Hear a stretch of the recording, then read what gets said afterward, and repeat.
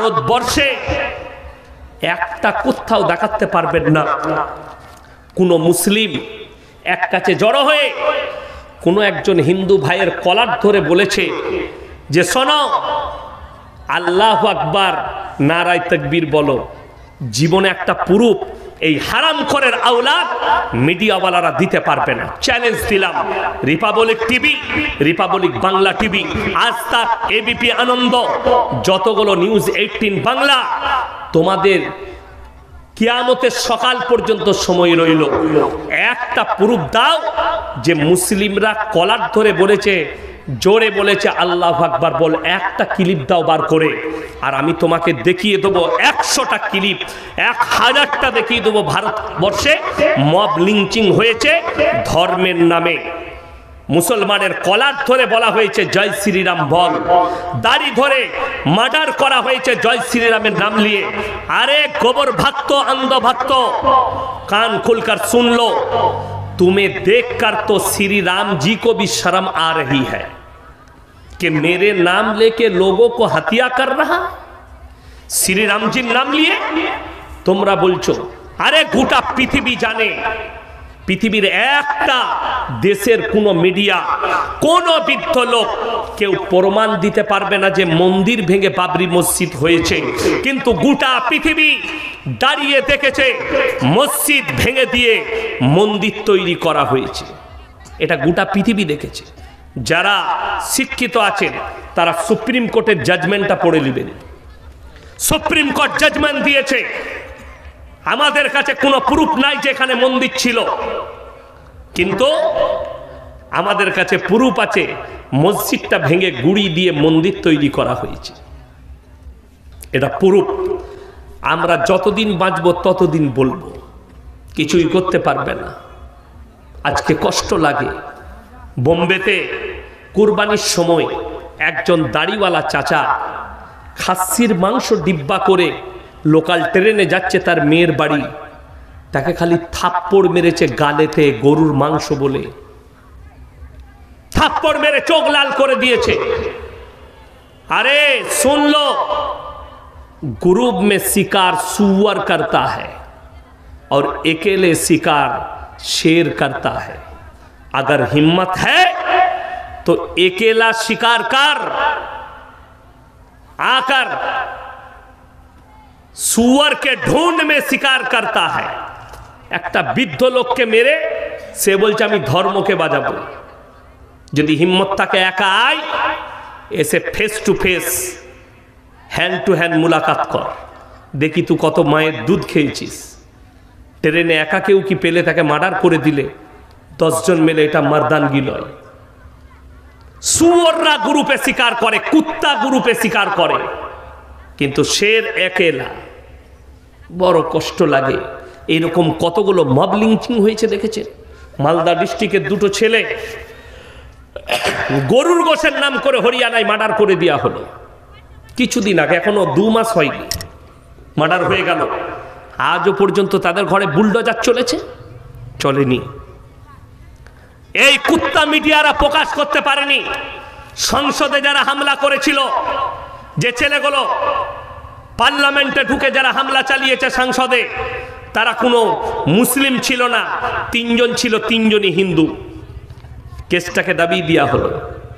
এরা বাংলাদেশের মন্দির ভাঙা দেখাতে পাচ্ছে, এরা সিরিয়ার যুদ্ধ দেখাতে পাচ্ছে, ফিলিস্তিন গাজা দেখাতে পাচ্ছে, ইউক্রেন দেখাতে পাচ্ছে, রুবিকা লিয়াকতের মতো হারামের আওলাদ মণিপুর দেখাতে পারেনি। মণিপুরে মা দিকে ন্যাংটো করে ঘোরানো হচ্ছে নারীকে, এরা মণিপুর দেখাতে পারেনি।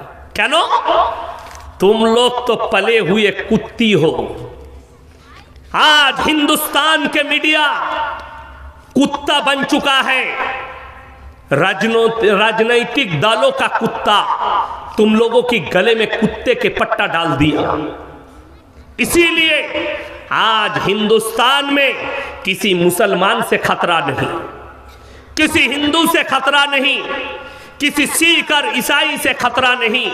अगर हिंदुस्तान में सबसे ज्यादा खतरा है तो इलेक्ट्रिक मीडिया है, जो दंगा फैलाने का काम कर रही है। पूरे हिंदुस्तान में हिंदू और मुसलमान 24 घंटा ये मीडिया वाले कर रहा है और जहर डाल रहा है लोगों की जहनों पर। मैं कोर्ट से अपील करता हूं, हिंदुस्तान के कोर्ट से, सुप्रीम कोर्ट से, इन सारे चैनलों को बैन करनी चाहिए। अगर हिंदुस्तान में अमन अमान और चैन और सुकून चाहते हो, अगर कोई चाह रहा है कि हम मस्जिद को तोड़ेंगे, दंगा फसाद करेंगे, तो याद रखना कहीं पर आग लगता है, आग अगर लग जाए तो अकेला वो नहीं जलता है, पूरा लपेट में ले लेता है। तुम अगर हमें आग लगाओगे तो खुद अपने आग से जल जाओगे। कोई अगर कुआं खोदता है तो अपने लिए कुआं खोद रहा है, याद रखना मेरे भाई। मुसलमान दिके আমি বলবো সবাই ঈমানের উপরে টিকবো, জোরে বলুন ইনশাআল্লাহ। মুর্শিদাবাদে বাবরি মসজিদ তৈরি করা হবে, তাই হিন্দুরাও নাকি রাম মন্দির তৈরি করবে, এই ব্যাপারে কিছু বলুন। আরে শুধু মুর্শিদাবাদে কেন, যেখানে পারবে সেখানে রাম মন্দির তৈরি করো। কালকে আমি ছিলাম মুর্শিদাবাদে, আমার প্রোগ্রামে ওখানকার এমএলএ বাবু ছিলেন হুমায়ুন কবির, আমার বন্ধু মানুষ, আমাকে আব্বাকে আমার আব্বাজিকে ভালোবাসেন, অনেক প্রোগ্রামে থাকি। উনি বলেছেন আমি সম্পত্তি বেচেও 1 কোটি টাকা দেবো বাবরি মসজিদ করার জন্যে। আমি বলেছি আমি ইয়াসিন 20,000 টাকাও দেবো ইনশাআল্লাহ। আর ইনশাআল্লাহ বাবরি মসজিদ যখন বলেছেন হুমায়ুন কবির বাবু, বাবরি মসজিদ মুর্শিদাবাদে তৈরি হবে, দরকার পরে আমরা মালদা ডিস্ট্রিক্টেও একটা তৈরি করব। সকলে জোরে বলুন ইনশাআল্লাহ। বাংলাদেশ সরকার পতন ও সিরিয়া সরকার পতন, দেখুন আমি কালকে বলেছি, আজকে আবার বলে যাচ্ছি, যারা জালিম হবে, অত্যাচারী হবে, কিয়ামতের আলামতের মধ্যে একটা আলামত সেই দিনে প্রকাশ পেয়েছে। দীর্ঘ 27 বছর দামেস্কের মসজিদে আজানও হয়নি, নামাজও হয়নি। বাশার আল আসাদ এই 24 সালে দুটো জালিম বাদশাকে আল্লাহ পতন ঘটিয়েছে। নাম্বার 1 হাসিনা, দেশ ছেড়ে পালাতে হয়েছে। আল্লাহ এত বড় কুদরতওয়ালা, ওই জন্যে একটা কথা এখানে ভালো করে শুনেলেন, যারা নেতা আছেন, যারা গ্রামের বিচার করেন, যাদেরকে আল্লাহ পদ দিয়েছে, ইজ্জত দিয়েছে, অপব্যবহার করবেন না, কারো উপর অত্যাচার করবেন না, মাজলুমের উপর অত্যাচার করবেন না। যদি কোনো নেতা হয়, কোনো মন্ত্রী হয়, কেউ যদি গ্রামের দায়িত্ব পায়, কেউ যদি জেলার দায়িত্ব পায়, আর সে যদি মাজলুমের উপরে অত্যাচার করে, জেনে রেখে দিবেন তার মৃত্যু আর তার পতন অনিবার্য, তার বেজ্জতি অনিবার্য লেখা আছে। হাসিনা স্বপ্নেও ভাবতে পারেনি তার বাড়িতে ভাত রান্না হয়েছে, রাজহাঁসের মাংস রান্না হয়েছে, পাতি হাঁসের মাংস, ইলিশ মাছ, ভেটকি মাছ, পাবদা, খাবার সব রেডি। খেয়েছে কে? আন্দোলনকারীরা। 40 মিনিটের মধ্যে দেশ ছাড়তে হয়েছে। রাঁধা ভাত আল্লাহ খেতে দেয়নি, তার নাম হচ্ছে আল্লাহ। দেশ ছেড়ে পালাতে হয়েছে। বাশার আল আসাদ 1 লক্ষ কোটি টাকার সম্পত্তি ছেড়ে পালাতে হয়েছে সিরিয়া থেকে, পতন ঘটে গেছে। পালিয়েছে কোথায়? রাশিয়ায়, ভ্লাদিমির পুতিনের কাছে। কালকে রিপোর্ট প্রকাশ করেছে সিরিয়ার মিডিয়া। তার বাড়িতে শুনেলেন যারা কওমের মাল সম্পদ লুটে, আল্লাহ তাদের পতন পৃথিবীতে ঘটাবে। তার গ্যারেজে যে গাড়িগুলো আছে, 450 কোটি টাকার খালি গাড়ি আছে, 4 চাকা আর মোটরসাইকেল, 450 কোটি। 1 লক্ষ কোটির মালিক ভারতের মুদ্রায়। কার টাকা? একটাও তার ইনকাম করা বাপের টাকা নয়, সমস্ত রাজ্যের গরিবের মানুষের টাকা। আমি বলবো না সমাজদারও কে লিয়ে ইশারা কাফি হ্যায়। আমাকে যদি 24 ঘন্টার জন্য প্রধানমন্ত্রী করেন, কতগুলো মন্ত্রীর সম্পত্তি জব্দ হবে তা ঠিক না।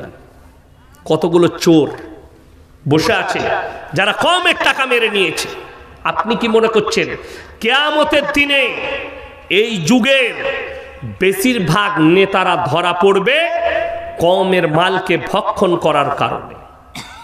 অন্যায়ভাবে মাল কেড়ে নিয়েছে, কওমের মাল ভক্ষণ করেছে। সরকার দিচ্ছে, পানিটা দেন, সরকার দিচ্ছে, বললে ঘর বানাও, গরিবকে 1,40,000, নেতার খবর চলে যাচ্ছে 10,000 পাঠিয়ে দিবি। ঠিক বললাম না ভুল বললাম? কে করে আমি জানি না, কিন্তু জেনে রেখে দিবেন, আল্লাহর কসম করে বলছি, তোমাকে দুনিয়াতেও ভোগ করতে হবে, আর পরকালে ওই এতিম আর গরিবের টাকা তোমাকে ফেরত দিতে হবে, এর বদলা তোমাকে দিতেই হবে। আল্লাহ হেফাজত করুক, বিসমিল্লাহ। ওই জন্যে প্রত্যেকটা মুসলমান ভাই নিয়ত করুন, আমরা হক পথে চলবো, জোরে বলুন ইনশাআল্লাহ। আপনি রাস্তায় যাচ্ছেন, 4টা মুসলিমদের যুবক বিড়ি খাচ্ছে, তাদেরকে নিষেধ করুন, বিড়ি কেন খাচ্ছিস, এগুলো খারাপ জিনিস, খাস না, ইসলামে নিষেধ আছে, খাবি না, আপনি নেকি পাবেন। 4টা মুসলিমদের ছেলে টাস খেলাচ্ছে, রাস্তা দিয়ে আপনি নামাজ পড়তে যাচ্ছেন, আপনি তাদেরকে দাওয়াত দেন, ভাই টাস খেলাচ্ছিস, নামাজের সময় হয়েছে। আপনি যাচ্ছেন, 5 জন বসে গল্প করছে চায়ের দোকানে, তাদেরকে বলুন, এই নামাজের সময় হয়েছে, আজান হয়েছে, মসজিদের সামনে চায়ের দোকানে গল্প করছিস, চল না বাবা নামাজটা পড়ে নিবি, আপনি নেকি পাবেন। হকের দাওয়াত দেওয়া। এক জায়গায় বিচার হচ্ছে, আপনি দেখতে পাচ্ছেন এটা অন্যায় বিচার হচ্ছে, আপনি প্রতিবাদ করে বললেন, ভাই এটা অন্যায় হচ্ছে, এই প্রতিবাদ করার কারণে আপনি নেকি পাবেন। আমার ভাই, অনুরোধ করে বলছি, প্রত্যেকটা ভাই নিয়ত করেলেন আমরা দিনের উপরে প্রতিষ্ঠিত হব, জোরে বলুন ইনশাআল্লাহ। আপনারা যেদিকে আল্লাহ মাল দিয়েছে, 3 জন যদি হাত পাতে, অবশ্যই হাতকে কোনোদিন আর ফেরাবেন না। এই 3টে ব্যক্তি আমি কোরআন থেকে শোনাচ্ছি। নাম্বার 1, ওয়া আতিদাল কুরবা, তোমার কাছের গরিব যদি হাত পেতে দেয়, তার হাতকে জীবনে ফিরিও না। ওয়াল ইয়াতামা ওয়াল মাসাকিন, এতিম আর মিসকিন যদি হাত পাতে, তার হাতকে ফিরিও না। ওয়াবনাস সাবিলি ওয়ালা তুবাদ্দির তাবদীরা, আর মুসাফির যদি হাত পাতে, তার হাতকে ফিরিও না। আমার ভাই, আপনি মসজিদ হোক, মাদ্রাসা হোক, গরিব হোক আর এতিম হোক, আপনি 10 টাকা দান করতে পারলে মনে মনে ভাববেন, আল্লাহ আমাকে দেনেওয়ালা বানিয়েছো, আমাকে হাত পাতনেওয়ালা বানাওনি। এটা মনে মনে ভাবতে হবে আপনাকে, গরিবের হিমায়ত করা। আমি একদিন আমার বাজারে শুশুনি শাক, শেখ শুশুনি শাককে আপনাদের কি বলে বুঝেছেন? শুশুনি শাক মাটিতে হয়, ওই ফুলের মতো, হ্যাঁ, ঘুম আসে খেলে, সরিষা নয়, শুশুনি বলি আমরা, মানে মাঠেতে হয়, ভিজে মাঠে, পানিতে, ফুলদুবড়ি, হ্যাঁ। তো ওইটা খেলে একটু ঘুম আসে, কিন্তু শাকটা ডাল দিয়ে আমাদের রান্না করে অনেক মিষ্টি লাগে। তো যাই হোক, ওই শাকটা একজন ভদ্র মহিলা, গরিব মানুষ, মাঠ থেকে বেচারা সকালবেলায় গিয়ে বেছে বেছে তুলে এনে মার্কেটে বিক্রি করছে। তো আমি গেলাম, একজন মাস্টার মহাশয় শাকটা কিনছেন। তো সে কি করেছে, এরকম একটা করে চিকচিকিতে বেঁধে দিয়েছে। আমি বললাম, কত গো? বললে, বাবা 20 টাকা করে দাম। আমি বললাম, আমাকে 2টো দেন। তো আমি 2টো দিলাম। সেই মাস্টার মহাশয় তাকে বলছে, বাবা 10 টাকা করে হবে না মা? বলছে, বাবা আমি এত কষ্ট করে নিয়ে এসছি, 10 টাকা বলছো? বা তোমাদের তো টাকা আছে, আমি কষ্ট করে এনেছি। তো তার কাছে ছিল কটা? 6-7টা। আমি বললাম 30 টাকা করে দিচ্ছি, সবগুলো তুমি আমাকে দাও। সেই মাস্টারকে নিতে দিইনি। সে আমাকে বললে, আমার উপরে জিদ করে নিলেন, তাকে আমি চিনি না, যদিও সে অমুসলিম। আমি বললাম, আপনার মতো নির্বোধ লোক যে মাস্টারের চাকরিটা দিয়েছে, আপনি নিশ্চয়ই ঘুষ নিয়ে চাকরি নিয়েছেন। আপনি কি ডাক্তারের কাছে ঢুকে আপনি বলতে পারবেন, স্যার 500 টাকা ফি কেন 100 টাকা কমলেন? আপনি আগে দিয়ে দিবেন। এই মানুষটা পেটের জন্যে ভোরের বেলায় পেরিয়ে 3-4 ঘন্টা মাঠে হাতে করে কোমরটাকে নুয়ে তুলে নিয়ে এসে আপনার কাছে পৌঁছে দিচ্ছে, আর শুকর আদায় করা বাদ দিয়ে আপনি ওটা 10 টাকাই চাইছেন। তাকে তো 10 টাকা বেশি দেওয়া দরকার। আমাকে বললে, আপনি কতদূর পড়াশোনা করেছেন? আমি বললাম, আমি যা পড়াশোনা করেছি তোমার জুতো বোয়াবার যোগ্যতা আমার নাই। তুমি যাও, মার্কেটে একটু দাপট আছে, ওই জন্য কিছু বলতে পারেনি। চলো, সবগুলো নিয়ে গেলাম। এই হিমায়ত করা। যারা একটা গরিব মানুষ যদি ফল বিক্রি করে, সবজি বিক্রি করে, সেখানে যারা দাম করে তারা হচ্ছে মূর্খ। তুমি ডাক্তারের কাছে গিয়ে ওষুধ দোকানে গিয়ে দাম দর করতে পারো না। 500 টাকা ওষুধের দাম বললে পেটের জন্য আর শরীরের জন্য নিয়ে নাও, অথচ একটা গরিব মানুষ তোমার মুখের সামনে মাঠ থেকে তুলে ধানগুলো চাল পৌঁছে দিচ্ছে। একটা গরিব মানুষ সবজি চাষ করে তোমার কাছে মূলো শাক, পালং শাক পৌঁছাচ্ছে, তাকে তুমি 10 টাকা দিতে পারো না। কত দুর্ভাগ্য। যেমন আমার ভাই, ওই জন্য আমি মুসাফির মানুষ। আপনারা অনেক দিয়েছেন মসজিদের জন্য। আচ্ছা বলুন তো, কোরআনে পারা কটা আছে বাবা? 30টা। আচ্ছা, 500 করে টাকা আমি বলবো 15 জন আমার হাতে দিয়ে যান। যদি পয়সা না থাকে ফোন পেতে দিয়ে যান, কালকে দিবেন পরশু। আমি 15 জন চাই, মুসাফির মানুষ। 340 কিলোমিটার এসছি, 39 কিলোমিটার। আমি দোয়া করব আপনাদের জন্য খাস করে। কে কে আছেন? আমার ভাই মাত্র 500 করে বলেছি, 500 করে 15 জন। কে কে আছেন? আল্লাহ টাকা দিয়েছেন মাত্র 500 করে। আমার সঙ্গে মোলাকাত করে যাবেন, 500 করে টাকা দিয়ে যান এই মসজিদের জন্য, আল্লাহর ঘরের জন্য। হাদিসে আছে জাকিরা, মানুষ কাঁদবে কিয়ামতের দিনে, গচ্ছিত সম্পদ। জাযাকাল্লাহ। আসুন ভাই। 500 টাকা নগদ আর 5000 টাকা বাকি। মাশাআল্লাহ, 500 টাকা নগদ আর 500 টাকা বাকি। আল্লাহ 5000 টাকা বাকি। আল্লাহ হায়াতে বরকত দেখ। আসুন ভাই। মাশাআল্লাহ, 2 জন, 3 জন, মাশাআল্লাহ 4 জন। আসুন ভাই, 5 জন,